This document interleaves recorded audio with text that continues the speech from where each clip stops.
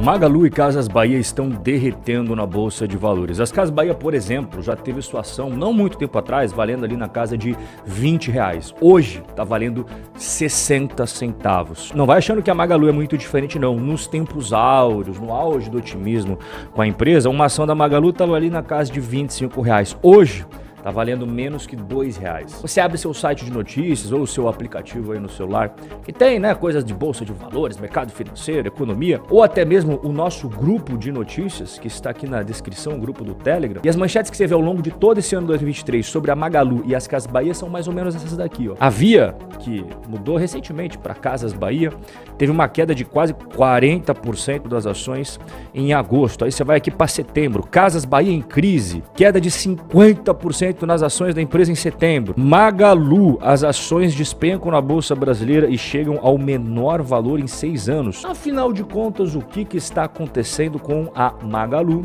e com as Casas Bahia? Tem dois motivos principais aqui que explicam muito bem a situação. Começando com o primeiro motivo que leva essas duas empresas a estar sofrendo bastante desde os tempos áureos até agora, que é o que é a ligação telefônica aqui? Não é a ligação telefônica não, é a concorrência. Deixa eu desligar aqui. E já que nós estamos falando de concorrência, qual que você mais gosta para fazer as suas compras na internet? É o Mercado Livre? É alguma das chinesas? Shopee, Shein, AliExpress? É a Amazon, a gigante norte-americana que está no mundo inteiro?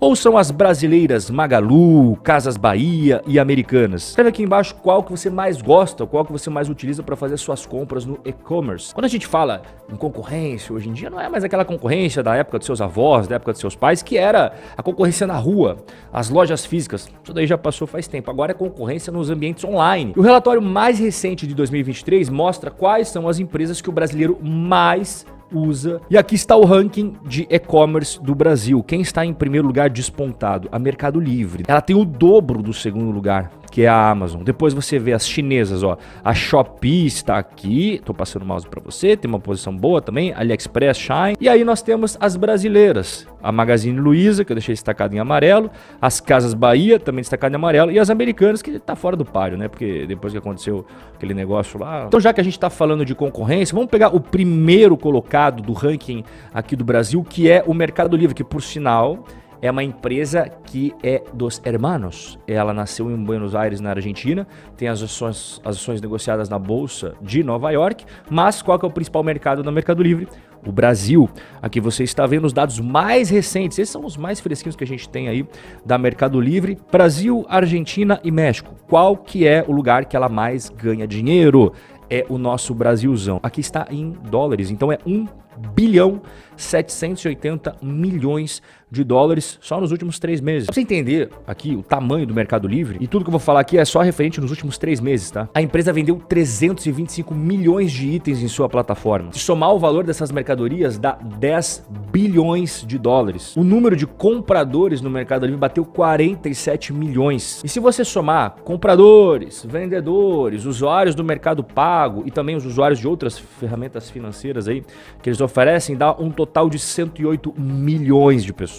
E tem uma coisa que eu particularmente gosto, né, porque eu uso bastante o Mercado Livre, que são os pedidos entregues em até 24 horas. Hoje, de todos os pedidos do Mercado Livre, 56% deles são entregues em até 24 horas. E somando tudo isso que eu falei, você chega a esses resultados aqui, ó. Ano de 2022, Mercado Livre supera esse momento terrível do varejo brasileiro e viu seu lucro saltar 480%. Aí agora, 2023, nos 3 primeiros meses do ano, Mercado Livre tem lucro 3 vezes maior. E no segundo trimestre, Mercado Livre tem alta de 113% no lucro. Ou seja, um verdadeiro foguetinho imparável, né? Agora, quando a gente compara com as empresas do nosso bate-papo de hoje, primeiro trimestre desse ano, prejuízo de 309 milhões para Magalu, aí no segundo trimestre, prejuízo de quase 200 milhões para a empresa da Luiza Trajano, e as Casas Bahia não é diferente. Primeiro tri desse ano, prejuízo de 297 milhões de reais, e no segundo tri desse ano, prejuízo de quase 500 milhões de reais. E aqui a gente já puxa o segundo ponto. O primeiro foi a questão da concorrência, o segundo ponto são as despesas com a dívida que estão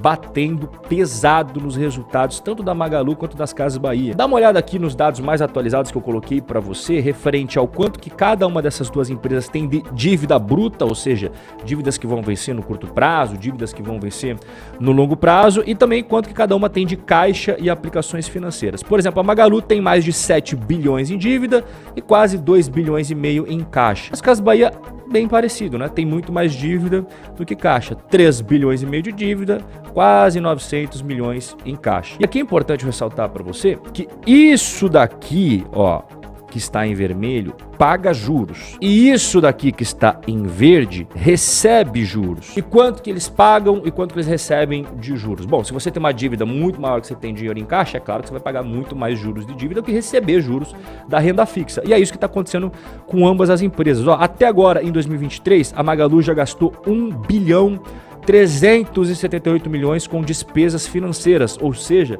os juros dos seus financiamentos e dos seus empréstimos, enquanto que ela recebeu das aplicações de renda fixa 364 milhões, ou seja, gastou isso daqui de despesa, entrou isso daqui de receita. A mesma história as Casas Bahia, ó, gastou 1 bilhão 740 milhões em juros, mas entrou só 44 milhões. E aqui vou até enganchar o susto que aconteceu nas Casas Bahia e o consequente respiro. Ela acabou ali aos 48 do segundo tempo, fazendo aquele golzinho chorado. O que aconteceu? No dia 3 de outubro, ou seja, agora, essa semana, aconteceu uma assembleia de credores. Credores dos CRIs. O que são CRIs? Eu já expliquei mais detalhadamente em outros vídeos, mas você tem que entender que CRIs é uma espécie de dívida. E os credores desses CRIs tinham direito de pedir antecipação do pagamento para as Casas Bahia. Caso as Casas Bahia tivesse que fazer esse pagamento antecipado, que é superior ali a 30 milhões de reais, isso ia dar o gatilho para outro problema, que seria automaticamente o gatilho da antecipação também do pagamento das debêntures das Casas Bahia. Debênture eu também já expliquei em outros bate-papos, mas também é uma dívida. E isso iria ocasionar com que as Casas Bahia tivessem que gastar aproximadamente ali 3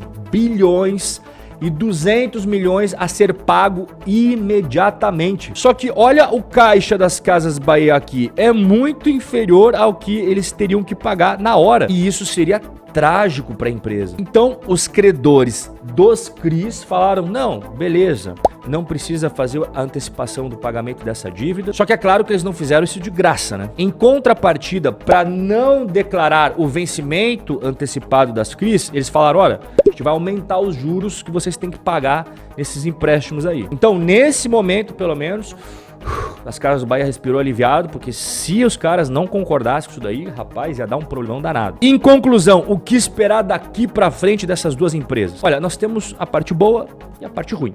A parte boa é que agora a gente tá tendo uma queda da taxa Selic no Brasil, e isso vai ser bom para as Casas Bahia e para Magalu. É claro que quando tem queda na taxa Selic, aquelas aplicações de renda fixa que eles têm vai ganhar menos juros. Só que em contrapartida vai também fazer eles pagarem menos juros. Você viu que o quanto eles pagam de juros é isso daqui, né? E o quanto eles recebem é isso daqui. Então tem uma queda na taxa Selic que acaba sendo bom para eles. Agora, mesmo com a queda da taxa Selic, tem uma coisa que não vai se resolver com os juros não, que é a questão da concorrência. E a concorrência não é pouca. A gente pode só tirar da jogada aqui as americanas, né, que foi pro beleléu, mas temos concorrência no Mercado Livre, que é pesadíssimo. Acabei de mostrar para você aqui, ó, tá voando baixo. Temos a Shopee, a Shein e a AliExpress, que são o trio parada dura ali da China. E temos a Amazon, que é gigantesca e ela nem entrou com os dois pés no peito ainda no Brasil, tá? Ela, claro, tem presença no mercado brasileiro, mas ela ainda não considera o Brasil estratégia máxima dela. Quando ela fizer isso, meu amigo, se prepara. Então eu vou repetir o que eu falo há 2 anos aqui, quem é mais antigo